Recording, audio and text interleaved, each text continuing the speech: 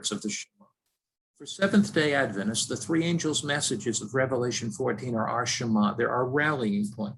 They define who we are as a people. They describe our mission to the world. And as we shall see, they're a contemporary message that speaks to an end-time generation, a generation that's struggling for social justice, a generation that is consumed with climate change, a generation that is immersed in the evolutionary hypothesis, a generation that's consumed with guilt, a generation that is consumed with the habits of alcohol and drug addiction and the overuse and abuse of prescription drugs, a generation when human life means very little, a generation that's consumed with consumerism and secularism and materialism.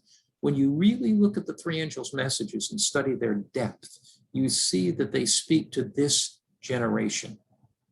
We find, as Seventh-day Adventists, our unique prophetic identity outlined in Revelation 14, verse 6 to 12. And it's here that we find our passion to proclaim the gospel to the world. This is what motivates us. This is what has motivated our missionaries down through the years, that Adventists are a people of unique identity. There are people who have been raised up by God with a unique purpose. We see this in Revelation's end time message. Now let's take a look at this message and let's look at it, how it is relevant to this generation. Revelation 14, verse 6 and 7. I saw another angel flying in the middle of heaven, having the everlasting gospel to preach to them that dwell upon the earth, to every nation, tribe, tongue, and people, saying with a loud voice, fear God and give glory to him, for the hour of his judgment has come, and worship him who made heaven and earth, the sea, and the springs of waters. Now, Ellen White comments that this is the first angel's message we've just read. We'll look at the second and third a little later. Ellen White comments, in a special sense, Seventh-day Adventists have been set in the world as watchmen, as light bearers. To them has been entrusted the last warning for a perishing world. On them is shining wonderful light from the word of God. She continues, Evangelism, page 119. They have been given a work of the most solemn import, the proclamation of the first, second, and third angels' messages. There is no other work of so great importance. They should allow nothing else to absorb their attention.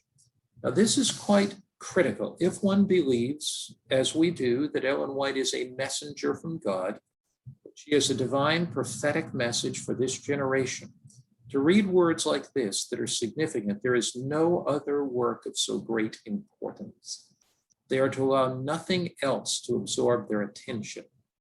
The Adventist Church can become absorbed and consumed with many, many things. But the most significant thing, the most important thing, is an understanding of the messages that we are studying, and to allow nothing else to absorb our attention. The three angels' message speak with relevance to this generation. Let's look at this introduction to the first angel's message a little more clearly. Then I saw another angel flying in the midst of heaven, having the everlasting gospel, to preach to those who dwell on the earth, to every nation, tribe, tongue, and people. We notice three things about this message immediately. First, it's an urgent message. The angel flies in mid-heaven. So it's not some message that is an elective, like a college or university course that's an elective. You may take it or you may not. It's an urgent message. Second, it's an eternal message. The angel has the everlasting gospel, so it's eternal. Thirdly, it's a universal message. It's to be proclaimed to every nation, tribe, tongue, and people.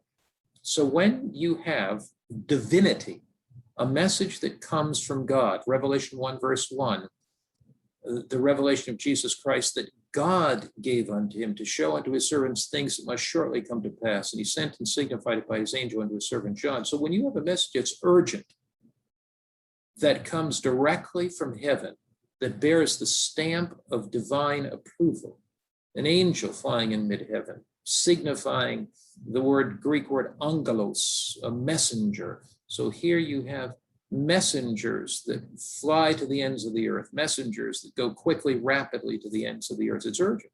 It's eternal. It goes from eternity past, the present, to the future.